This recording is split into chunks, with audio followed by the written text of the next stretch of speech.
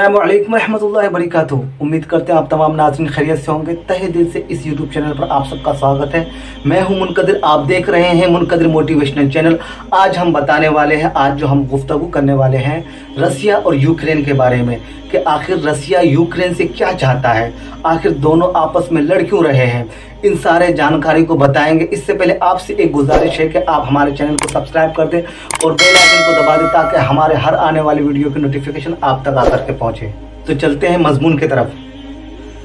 तो इसे हमें समझने के लिए, यूक्रेन और रसिया का हिस्ट्री समझने के लिए हमें सबसे पहले इसके हिस्ट्री को जानना पड़ेगा। यूक्रेन और रसिया सबसे पहले ये यूएसएसआर के अंडर में आया करता था। यूएसएसआर एक बहुत बड़ा सल्तनत था।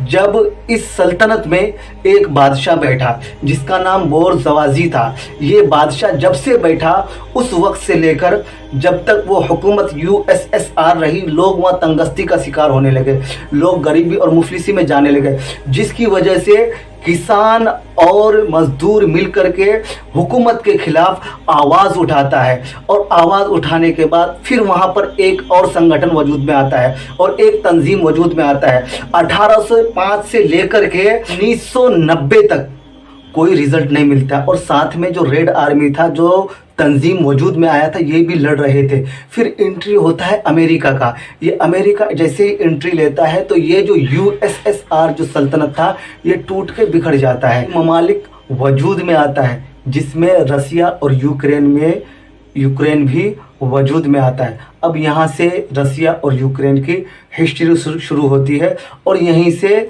मामला गड़बड़ हो जाता है। शुरू से ही यूक्रेन और रसिया की बन नहीं रही थी, क्योंकि जो यूक्रेन जो मुल्क है वो उस जगह पर है जो आधा हिस्सा यूरोप के तरफ मिलता है और आधा जाकर के रसिया के तरफ मिलता है, जिसकी वजह से रसिया चाहता है कि वो उसके ऊपर हुकूमत करे और अमेरिका चाहता है कि उसको वो अपने अंडर में रखे, अपने अडोप्ट में रखे।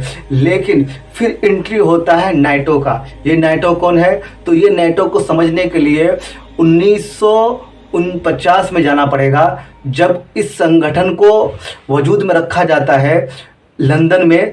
तो ये संगठन, इसका सिर्फ एक ही हदफ था कि जो लोग यूरोप में हमला करेंगे उन लोगों को सिर्फ पर हमला करना नहीं, बल्कि किसी और पर हमला, ममालिक पर हमला करना नहीं, बल्कि उसको अमेरिका पर हमला करना समझा जाएगा।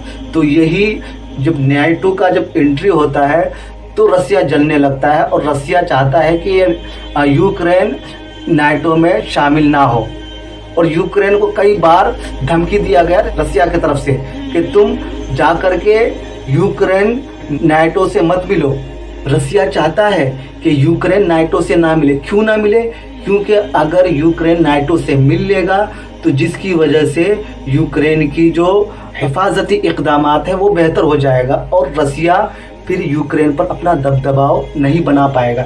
इसी वजह से रसिया चाहता है कि यूक्रेन नाटो से ना मिले और नाटो से यूक्रेन मिलने का बहुत ही कोशिश करता है और रसिया इसको बार बार धमकी भी देता है, लेकिन ये कुछ नहीं सुनता है और जिसकी वजह से आज ये हालत हुआ है।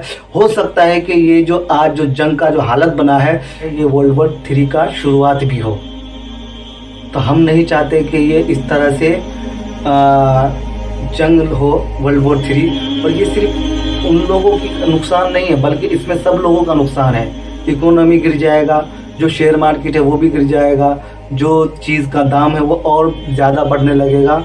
क्योंकि जब भी कभी भी जंग होता है तो जंग के ज़रिए से जब लोगों को माली नुकसान, जिस तरह से भी नुकसान पहुंचता है, तो उसका इफ़ेक्ट और ममालिक पर भी पहुंचता है।